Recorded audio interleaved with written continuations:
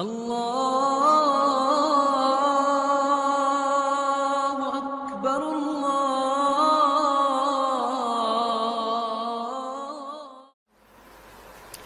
اس نشست کے اعتبار سے میرا الوداعی تحفہ ہے آپ کے لیے، اور وہ یہ کہ میری جو دینی، ملی، تاریخی، سیاسی، عمرانی جو سوچ ہے، جو فکر ہے میرا، جو 50 برس سے زائد عرصے کے مطالعے اور غور و فکر پر مبنی ہے، جس مطالعے میں میری آنکھیں بنیادی طور پر قرآن اور حدیث ہیں،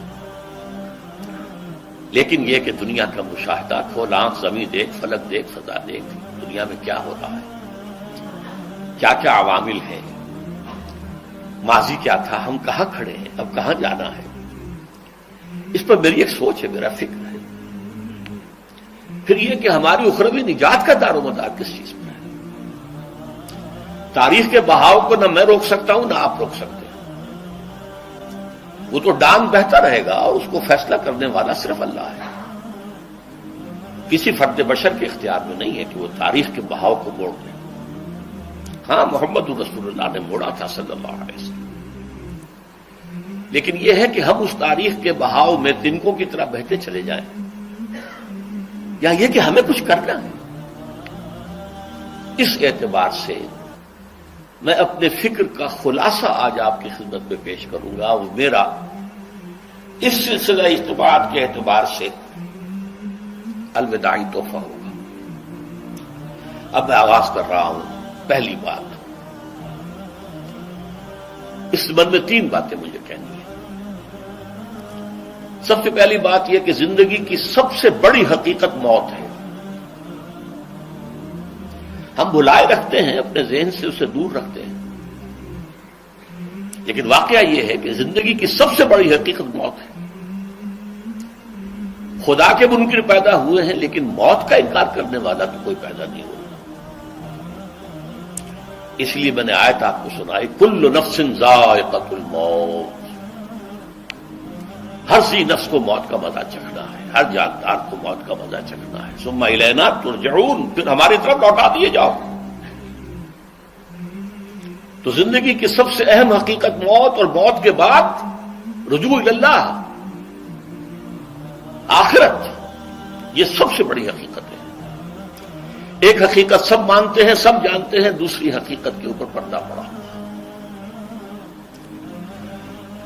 میں نے اس اعتبار سے نوٹ کیا، یہ الفاظ قرآن میں 3 مرتبہ ہے، کل نفس ذائقۃ الموت،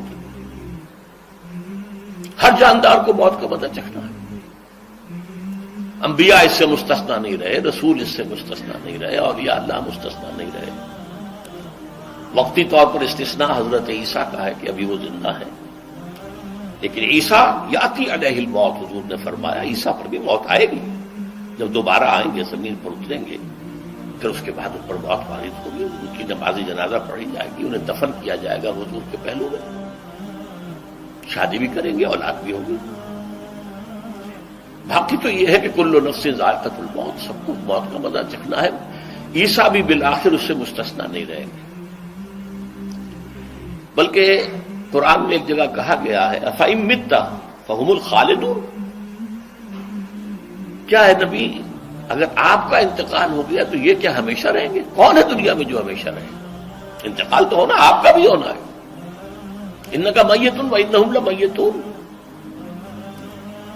یہ تو مختصر ترین الفاظ تھے۔ اس سے آگے بڑھیے، سورہ انبیاء میں فرمایا کل نفس ذائقۃ الموت وَنَبْلُوكُمْ بِالشَّرِّ وَالْخَيْرِ فِتْنَةً وَإِلَيْنَا تُرْجَعُونَ، ہر جاندار کو موت کا مزہ چکھنا ہے، اور اس سے پہلے پہلے ہم تمہیں آزماتے رہیں گے، خیر کے ذریعے بھی، بھلائی دے کر، صحت دے کر، دولت دے کر، اولاد دے کر، شہرت دے کر، اور برائی کے ذریعے سے بھی، تنگ دستی دے کر، بے عزتی دے کر، اہانت دے کر، ذلت دے کر، وَإِلَيْنَا تُرْجَعُونَ، اور پھر ہماری طرف لوٹائے جاؤ گے۔ یہ وہ دوسری حقیقت جو میں نے کہا کہ جس پر پردہ پڑا ہوا ہے، بہت بڑا پردہ ہے۔ لوگ یہی سمجھتے ہیں کہ یہی دنیا کی زندگی ہے، قرآن کہتا ہے ان الدار الآخرۃ لہی الحیوان لو کانوا یعلمون، یہ تو آخرت والی زندگی ہے جو اصل زندگی ہے، کاش کہ انہیں معلوم ہوتا۔ اس سے بھی زیادہ تفصیل سے یہ آل عمران میں آئی ہے، کل نفس ذائقۃ الموت وانما توفون اجورکم یوم القیامہ، ہر جاندار کو موت کا مزہ چکھنا ہے اور پھر تمہیں پورا پورا تمہارا اجر اور بدلہ دے دیا جائے گا قیامت کے دن۔ فمن زحزح عن النار وادخل الجنۃ فقد فاز، جو کوئی آگ سے بچا لیا گیا اور جنت میں داخل کر دیا گیا وہ تو کامیاب ہو گیا۔ اللہم ربنا اجعلنا منہم، اللہم ربنا اجعلنا منہم، اللہم ربنا اجعلنا منہم۔ وما الحیات الدنیا الا متاع الغرور، اور دنیا کی زندگی تو سوائے دھوکے کے سامان کے اور کچھ نہیں ہے۔ دھوکہ کس معنی میں؟ یہ تمہیں اصل زندگی سے غافل کر دیتی ہے۔ تم کہیں سفر پر جا رہے تھے، تمہارا کہیں گھر تھا، تمہیں واپس آنا تھا، تم راستے ہی میں کسی دلچسپی میں ایسے مگن ہوئے کہ گھر بار سب بھول گئے۔ یہ تو تمہارا عارضی سا سفر تھا، تم نے اسی کو اپنی منزل بنا لیا، اپنا ٹھکانہ بنا لیا، تو دھوکہ دیا اس نے تمہیں۔ ویسے دنیا کی زندگی دھوکہ نہیں ہے، بڑی حقیقت ہے، اس لیے کہ حضور نے فرمایا انما الدنیا مزرعۃ الآخرہ، یہ دنیا آخرت کی کھیتی ہے، یہاں بوؤ گے تو وہاں کاٹو گے، یہاں کچھ کمائی کرو گے تو وہاں اس کا بدلہ ملے گا۔ اس اعتبار سے دنیا بہت بڑی حقیقت ہے، ایک ایک لمحہ بہت بڑی قیمتی شے ہے، لیکن اگر یہ دنیا تمہیں آخرت سے غافل کر دے تو اس سے بڑا دھوکے باز اور کوئی نہیں۔ یہ اصل دجال ہے۔ میں نے تقریباً 60 برس کی عمر کو جب میں پہنچا تھا تو موت کا انتظار شروع کر دیا تھا۔ میرے قریبی احباب کو معلوم ہے، میں کہتا رہا، یہ بھی کہتا رہا کہ بھائی میں اپنے حصے کا کام کر چکا، جتنی صلاحیت اللہ نے دی تھی، جتنی بھی میرے اندر استعداد تھی، میں اس کو بھرپور طریقے پر استعمال کر چکا۔ دم واپسی برسرے راہ ہے عزیز و اب اللہ ہی اللہ ہے، یہ میرا معاملہ رہا ہے 60 برس کی عمر سے۔ اس کے بعد اللہ نے مزید 14 برس دیے ہیں، یہ نافلۃ لک کے درجے میں میں کہتا ہوں، اس کا اللہ کا عطیہ خصوصی ہے، نفل ہے، ہمیشہ کہتا رہا ہوں۔ مسنون زندگی تو 61 برس ہے ہمارے حساب سے۔ علامہ اقبال کے بارے میں سنا ہے کہ رویا کرتے تھے کہیں میری عمر حضور کی عمر سے زیادہ نہ ہو جائے۔ وہ 6 مہینے کم ہی رہی ہے حضور کی عمر سے۔ جو حضور کی عمر تھی وہی حضرت ابو بکر کی، وہی حضرت عمر کی، وہی حضرت علی کی۔ ہاں، حضرت عثمان 82 برس کے ہوئے ماشاءاللہ۔ پھر یہاں کے مجددین میں سے وہی عمر حضرت شیخ احمد سرہندی کی، وہی شاہ ولی اللہ دہلوی کی۔ ہاں، شیخ عبدالحق محدث دہلوی رحمۃ اللہ علیہ 82 برس کے ہوئے۔ لیکن یہ میں کہا کرتا تھا مسنون عمر تو 61 برس ہے، جسے ہم 63 کہتے ہیں وہ اصل میں ہمارے حساب سے 61 بنتا ہے۔ وہ 63 قمری ہیں، جو 9 دن کم ہے، قمری سال جو ہے وہ شمسی سال سے۔ بہرحال میں اس وقت سے منتظر تھا، لیکن جو بھی وقت اللہ نے دیا ہے اللہ کا شکر ہے، وہ مفید کاموں میں لگا ہے۔ ان میں خاص طور پر میں سمجھتا ہوں کہ اللہ کا مجھ پر سب سے بڑا احسان، اور مجھے پر نہیں، بہت بڑے پیمانے پر لوگوں پر جو احسان ہوا ہے، وہ میرا 1998 کا دورہ ترجمہ قرآن ہے جو کراچی میں ہوا تھا۔ 1998 کے مارچ میں میرا بڑا آپریشن ہوا، دونوں گھٹنے تبدیل کیے گئے، لیکن 98 کے آخر میں، حالانکہ میں چل نہیں سکتا تھا، کراچی میں مسجد جو ہے اونچی ہے، دوسری منزل پر ہے، تو خاص ریمپ بنایا گیا جس کے ذریعے میں ویل چیئر پر مجھے لے جایا جاتا تھا۔ میں نے درس دیا۔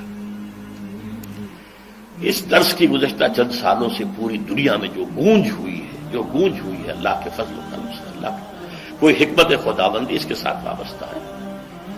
اس میں میرے کسی کام کو دخل نہیں ہے، میری کسی کوشش کو دخل نہیں ہے۔ میں نے تو جو درس میں دیتا آ رہا تھا سن 85 سے دورہ ترجمہ قرآن، البتہ یہ بات ضرور ہے کہ میں نے محسوس کیا تھا کہ سن 98 کے اس درس میں دورہ ترجمہ قرآن کے مجھے خصوصی انشراح حاصل تھا۔ میری ساری گفتگو کا حاصل کیا ہے؟ دیکھیے نظریاتی تحریکوں کا تعلق اشخاص سے نہیں ہوتا، ٹھیک ہے، کوئی اس کا داعی ہوتا ہے، کوئی اس کا مؤسس ہو جاتا ہے، کوئی اس کا آغاز کرنے والا ہوتا ہے، لیکن نظریاتی تحریک افراد سے وابستہ نہیں. افراد آتے چلے جاتے ہیں اپنا اپنا حصے کا کام کر کے، جس کو جتنا مقدر ہے، جس کی اللہ تعالیٰ کی طرف سے توفیق ہے، وہ اپنا کام کرے گا، چلا جائے گا. یہ چمن یوں ہی رہے گا اور ہزاروں جانور اپنی اپنی بولیاں سے بول کر اڑ جائیں گے. مبارک ہیں وہ لوگ جنہیں قرآن کی بولی بولنا نصیب ہو جائے. وَإِنْ يَحْسَبُ أَنِّي مِنْهُمْ، مجھے گمان ہے، اللہ کا فضل ہے کہ میں ان میں سے ہوں، میں نے قرآن کی بولی بولی ہے. اور قرآن مجید کو جیسا کہ وہ ہے ایز اٹ از،